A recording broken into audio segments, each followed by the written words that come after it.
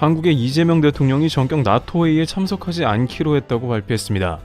앞서 대통령실은 나토에 참석할 가능성도 열려있다고 밝힌 바 있습니다만 막상 나토 참석 날짜가 가까워지면서 정반대 선택을 한 셈인데요. 우선 이러한 결정을 내리자 일본 등 극우 언론에서는 한반도가 인도태평양 집단 자위에서 빠진다고 한다며 한국은 동북아의 안보를 위해 나토에 참석해야 한다는 주장을 했고 이재명 대통령을 비판한 모습이었습니다. 제이캐스트 온라인은 트럼프 대통령이 한국과 일본 등과 나토 정상회담을 추진하려 하나 한국만 빠진다고 비판했습니다. 매체는 트럼프 대통령이 한국, 일본을 포함한 4자 회담을 나토에서 주도하려고 한다며 직접 트럼프가 한국을 부른 게 아니냐고 했습니다. 하지만 전혀 다른 상황이 펼쳐지고 있었으며 나토 참석을 피해야 하는 이유가 있다고 하며 외신에서 이재명 대통령의 판단이 결과적으로 옳았다는 의견도 나오고 있습니다. 첫 번째, 일본, 호주도 한국 따라서 불참. 이재명 대통령의 나토 불참 발표 이후 일본의 이시바 총리 역시 나토의 불참을 결정했으며 호주 총리도 불참을 선언했습니다. 일본은 둘째치고 호주는 미국과 오커스를 형성하는 군사안보 동맹체인데도 나토에서 빠져나간 건데요.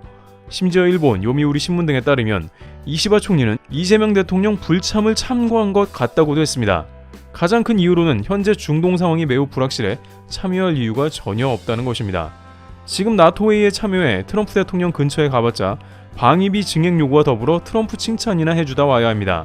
하지만 대한민국과 일본은 이란은 물론 러시아에서도 자원을 대량 수입하는 국가이기 때문에 단기적인 전쟁 이슈에 휘말려 미국을 무조건 지지하는 것은 너무 갑작스러운 부담이 온다는 것입니다. 일본의 니혼게이자이 신문은 장기적으로 미국과 인도태평양 안보 집단자회를 구성해야 하는 것은 사실이나 현재 트럼프 대통령의 급진 전쟁 정책은 일본에도 부담이 된다며 일본에서도 꺼려하는 게 보입니다.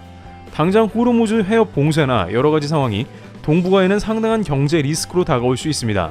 당연히 동맹인 미국은 지지하지만 이런 중동 개입 전쟁에 아시아가 참여해 굳이 지지할 필요는 없다는 겁니다. 따라서 외교적으로 과열된 유럽 중심의 나토 회의에 굳이 동북아에서 참여할 이유가 없는 것이며 심지어 영연방인 호주조차 나토에 가봤자 트럼프 대통령의 들러리가 될 가능성에 불참을 선언한 것입니다. 일본 극우 언론에서 이재명 대통령이 레드팀이라며 이란, 러시아, 중국에 힘을 실어준다고 했는데 이는 말도 안 되는 것이죠. 두 번째, 게다가 유럽은 한국 무기를 노리고 있다. 막상 푸틴 대통령은 15만 명을 추가로 전선에 투입할 것이라며 유럽에 강력 경고한 겁니다. 미국은 떠나고 러시아는 병력을 추가 투입하겠다. 유럽에 있어서는 매우 큰 위기인데요. 따라서 유럽에서는 한국이 유럽에 무기를 지원해야 한다는 법안까지 결의해 놓은 상황이죠. 유럽 의회에서 결의된 사안은 해당 국가에 직접적인 압박을 할 수도 있는 것이라 주목되고 있는데요. 게다가 한국을 유럽 방상에서 제외해 버리자는 프랑스에서 열린 회의에서 이 결의안이 채택되었습니다. 그런데 이러한 의견에 대해서 오히려 한국의 반응을 보고 유럽에서 크게 당황하고 있으며 또한 미 트럼프 측의 반응은 유럽이 예상한 것과는 전혀 다른 방향으로 전개가 되고 있으며 미 트럼프 측은 지도 한 장을 제시하면서 유럽에 제대로 한 방을 먹인 상황이라고 하는데요. 미국 측에서 유럽에 제시한 주장에 유럽은 그야말로 꿀먹은 벙어리가 된 사태라고 제기됩니다. 왜 이러한 주장이 나오는지와 트럼프 측에서 어떠한 근거로 유럽은 한국에 대해 조용히 하라고 하는지 궁금한데요. 우선 실제 프랑스 스트라스부르 본회의에서 채택한 우크라이나 전쟁 관련 결의안에서 EU 및 회원국들을 향해 우크라이나 방어작전에 상당한 군사적 자원을 제공하기 위해서 한국의 우크라이나 무기 지원에 대한 입장 선회를 요청할 것을 촉구한다며 유럽에서 한국을 마치 유럽 회원국 대하듯 했습니다. 입장 선회를 하라는 것은 한국이 여전히 무기를 지원하지 않는 입장을 바꾸라는 뜻입니다. 이는 한국이 무기를 가지고 있음에도 불구하고 유럽을 지원하지 않는다는 불만 때문인 것으로 보입니다. 그러나 한국이 유럽연합 국가 구성원도 아닌데 난데없이 이러한 결의안에 한국이 포함된 것이 당황스러운데요. 아시아 국가가 유럽연합에 포함되고자 한 것은 1990년대 일본에서 한번 일어난 일이기도 합니다. 당시 일본에서는 자신들의 클래스가 탈아시아급이라며 유럽연합에 속해야 한다는 학회를 개최한 적이 있지만 결국 유럽연합이 이러한 일본의 요구에 대해서 유럽연합의 뜻이 무엇인가 라며 대답하며 일축되었습니다. 그 당시 일본은 유럽연합에 가입해달라고 요청했으나 이러한 것은 유럽연합에서 강력하게 거부된 것입니다. 하지만 오히려 이번에는 유럽에서 한국은 가만히 있는데 유럽연합의 일원처럼 무기를 요청한 것입니다. 이번 유럽 결의안이 주목되는 것은 유럽에서 공식 문건에 한국을 포함했다는 점이라고 할 수 있습니다. 그런데 이러한 유럽의 황당한 주장에 한국과 미국에서는 각각 전혀 다른 반응이 나오는데요. 우선 미국 트럼프 측에서는 다음과 같은 주장을 하면서 유럽을 당황하게 하고 있습니다. 미 군사 싱크탱크 연구소에 따르면 유럽에서는 아시아 문제에 최근 적극 관여하지 않았는데 특히 대만 문제에서 미국의 요구를 지속적으로 피하는 모습을 보였다며 황당하다는 반응입니다. 트럼프 정책 결정의 주요 자문을 하는 해당 연구소는 그러면서 지도 한 장을 내보였다고 하는데요. 이는 당시 미국 정부에서 대만 해협에 전 세계에서 항행의 자유를 선보이자며 요청을 해왔으며 특히 유럽연합에서 직접 함정을 파견해서 대만 해협을 가로지르자는 요청을 해왔다는 것입니다. 그런데 그 당시 대만 해협에 나타난 것은 오직 캐나다 군함밖에 없었다고 이야기한 것이며 유럽에서는 미국의 요구에 대해서 현재 중국과 대만의 첨예한 갈등을 일으키기 원하지 않는다면서 유럽에서는 대만 해협에 진출하기를 꺼려했으며 아시아 문제는 더욱 유럽과 멀다고 반응했습니다. 당시 유럽에서 이런 결정을 내린 것은 중국과 밀접한 경제 관계를 맺고 있는 독일과 프랑스 등 강대국들이 미국의 이러한 요구에 대해서 유럽에 내정 간섭을 하지 말라며 반발한 것이죠. 미국에서는 유럽은 이중적인 태도를 보인다면서 이에 대해 황당하다는 반응을 보인 것입니다. 그러면서 유럽에 문제가 생겼을 때 아시아의 한국을 마치 유럽연합 일원처럼 자신들의 문서에 포함했습니다. 그렇다면 이제는 전체 무기 무상 지원이라는 황당한 요구를 하고 있는 것으로 파악되는 겁니다.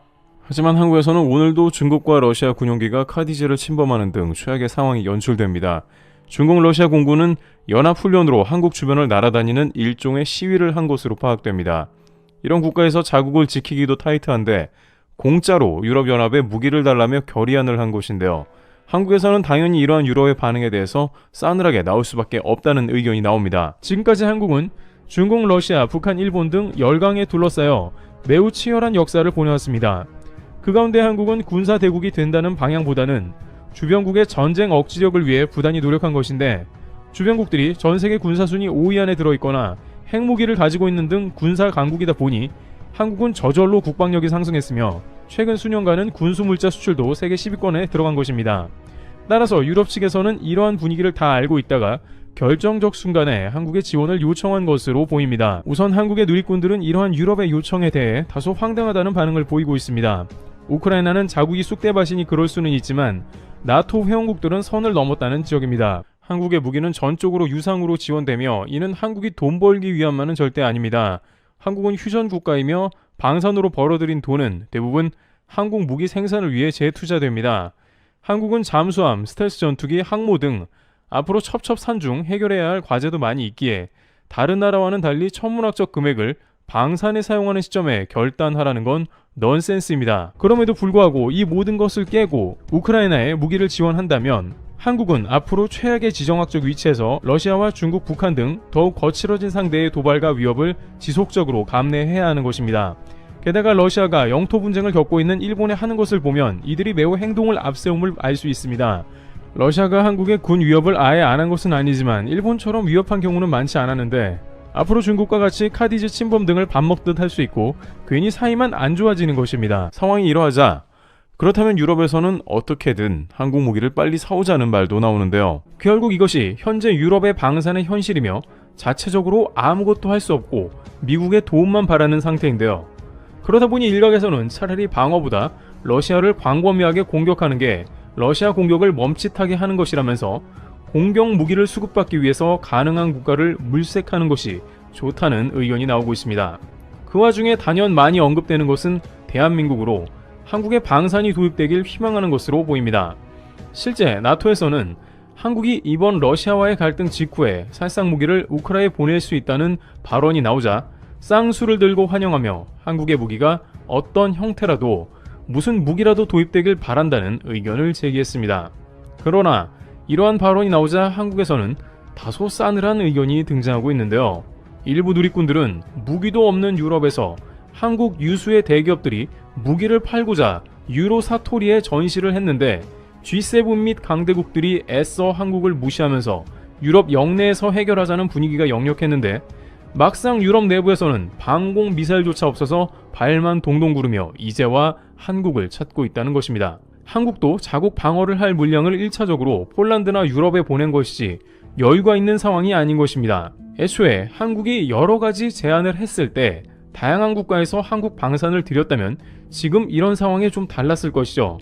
실상 유럽에서 한국형 패트리어트인 천궁2를 적극적으로 수입하겠다는 국가는 소수로 알려져 있기도 했습니다. 아랍에미리트를 비롯해 사우디에서는 천궁2를 수조 원씩 사들이며 이미 불안한 중동 정세에 대비하고 있었는데 돈도 많은 유럽에서 끝까지 한국을 배척하고 있다가 속수무책 러시아에 당하는 모습인 상황인 것입니다. 군사계에서는 한국이 이 상황에 굳이 노르웨이같이 협업을 해야만 방산을 납품시켜주는 그런 상황을 만들지 말고, 또는 폴란드처럼 공장 다 지어주고 기술 이전시켜 주었다가 막상 뒤통수 맞는 그런 맥락도 전혀 필요 없다면서 한국이 충분히 미국처럼 받을 돈 다 받아가면서 갑의 위치를 지켜야 한다는 의견을 제기하고 있습니다. 트래블TV였습니다. 감사합니다.